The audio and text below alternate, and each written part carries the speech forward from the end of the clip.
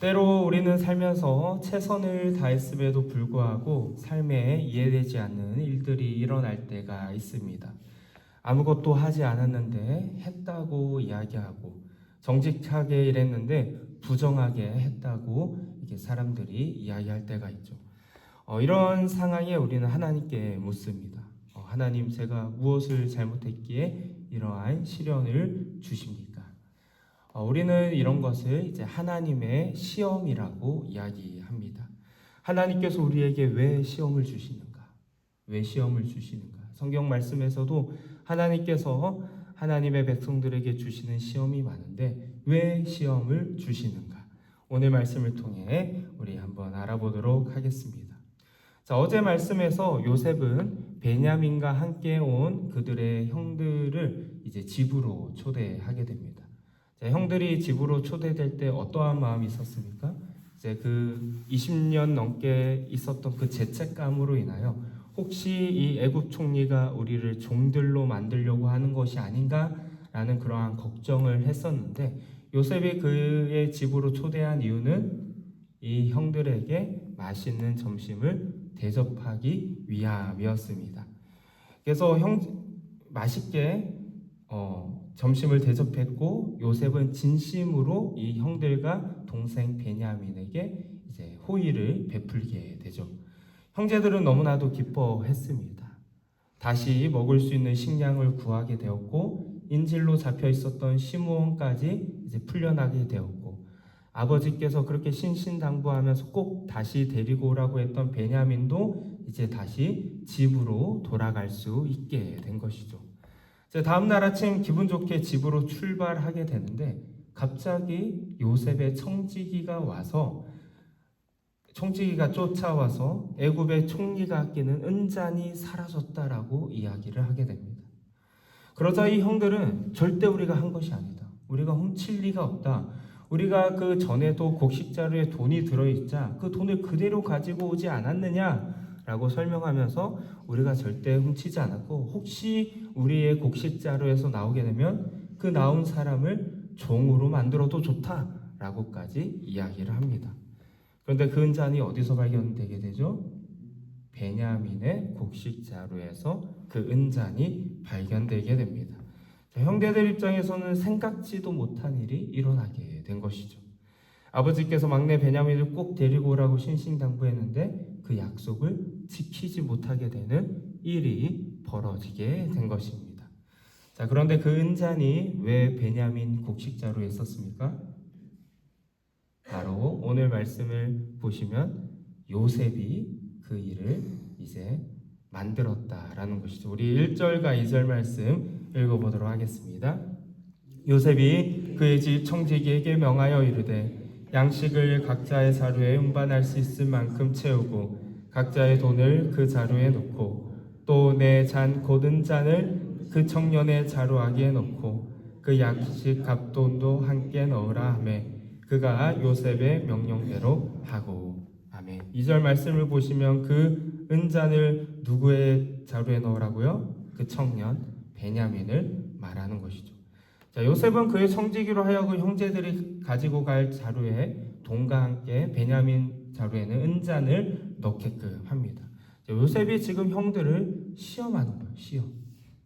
특히 자신의 은잔을 베냐민의 곡식 자리에 넣어서 이 형들을 곤란하게 만듭니다. 분명히 그들이 하지 않았습니다. 그런데 한 것처럼 일이 벌어지게 된 것이죠. 그렇다면 여기서 우리는 질문을 하나 던지게 됩니다. 왜 요셉은 이 형제들을 시험하고 있는가? 왜 시험하는가? 왜 베냐민을 요셉의 귀한 은잔을 훔친 도둑으로 만들어서 이 베냐민을 종으로 만들려고 하는가? 우리는 이 질문을 던지게 됩니다. 혹시 요셉이 옛날 자기를 팔아넘긴 이 형들에게 아직도 그 마음이 있어서 복수하기 위해서, 보복하기 위해서 그러고 있는 것인가? 아직도 마음에 앙금이 남아있어서 그러고 있는 것인가? 우리는 혹시 그런 거 아닌가라는 생각을 하는데 오늘 말씀에서는 그렇지 않다라고 이야기합니다. 요셉이 형들을 복수하기 위해서 시험하는 것이 아닙니다. 왜 시험을 하는가? 요셉이 형제들을 시험하는 이유는 형들이 이전의 죄를 회개했는가, 그리고 그들의 삶이 변화했는가를 알아보기 위해서 시험하고 있다라는 것입니다. 그래서 요셉은 다른 형제가 아닌 베냐민의 곡식 자루에 넣은 거예요. 왜냐하면 베냐민이 지금 막내 동생이지 않습니까? 베냐민을 위기에 빠뜨려서 옛날에는 요셉, 동생이었던 요셉을 위기의 자리로, 노예로 팔아넘기면서 그렇게 했었던 그 형들이 베냐민이 지금 이제 고통 속에 있을 때 어떻게 반응하는지를 보고 싶었던 것이죠. 베냐민을 위기에 빠뜨려서 요셉은 형들이 예전처럼 막내를 희생하고 자기들만 살 길을 찾아가는지 아닌지를 알고 싶었던 것입니다. 결국 44장 뒤에 요셉의 형제들이 어떻게 반응하는지 나오게 되는데, 어떻게 반응합니까? 우리가 잘 알듯이 이 형들은 이 베냐민을 버리지 않고 동생을 지키기 위한 모습을 보여주게 됩니다.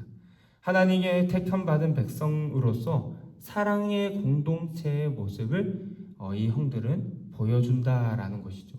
변화된 모습을 보여줬다라는 것입니다. 그래서 이 요셉의 이야기는 결국 해피엔딩으로 마치게 됩니다. 이제 요셉이 자신이 요셉임을 형들에게 밝히고 이제 형들로 하여금 가나안 땅에 돌아가게 해서 아버지를 다시 애굽으로 모시고 애굽에서 이 온 가족이 정말 행복하게 지냈다라는 것이 이 창세기 마지막 내용인데, 결국 이 본문 속에서 요셉이 그의 형제들을 시험하는 목적은 오늘날 하나님께서 우리를 시험하는 목적과 같다라는 것입니다. 자, 요셉이 그의 형제들을 시험한 것은 무엇이었다고요? 복수를 위한 것이 아니었습니다. 이 형들을 파멸시키려고 시험한 것도 아니었습니다. 시험한 이유는 그들의 형제와 신앙의 성숙도를 알고 그들에게 복을 내리기 위함이었습니다. 하나님께서 우리를 시험하시는 목적도 우리의 어떠한 과거의 죄를 들추려고 시험하는 것이 아닙니다. 우리가 현재 어떠한 신앙의 자세를 가지고 있는지, 내가 지금 얼마나 하나님을 믿고 있는지를 보시기 위함이라는 거예요. 자, 신앙에는 우리가 크게 두 가지 시험이 있다라고 이야기합니다. 하나님께서 우리의 신앙을 보시기 위한 시험과 사탄이 어떻게든지 신앙인들을 이제 파멸시키려고 하는 시험이 있죠.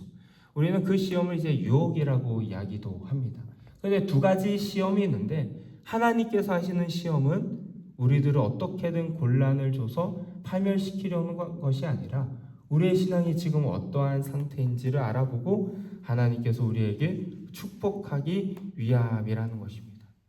이와 같이 하나님께서 성도에게 주시는 시험의 궁극적인 목적은 우리 하나님을 믿는 우리 백성들이, 우리 성도들을 유익하게 하기 위함이라는 것입니다.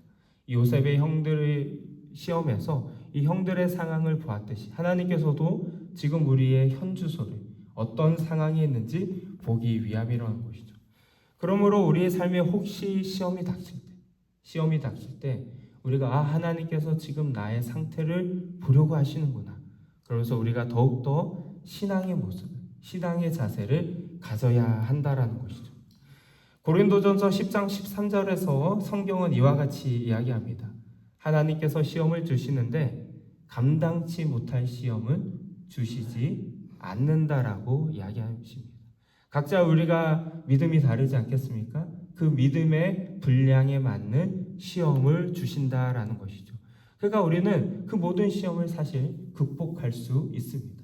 하나님을 믿음으로, 하나님의 뜻대로 우리가 나아가서 하나님의 시험을 우리가 극복하고 또 하나님께 축복받는 우리가 되길 원합니다. 우리가 오늘도 살아가면서 그러한 일들이 일어날 수 있는데 오직 하나님만을 의지하면서 하나님의 그 시험을 이겨내고 우리가 하나님의 복을 받는 우리 모두가 되시길 주님의 이름으로 축복합니다. 우리 다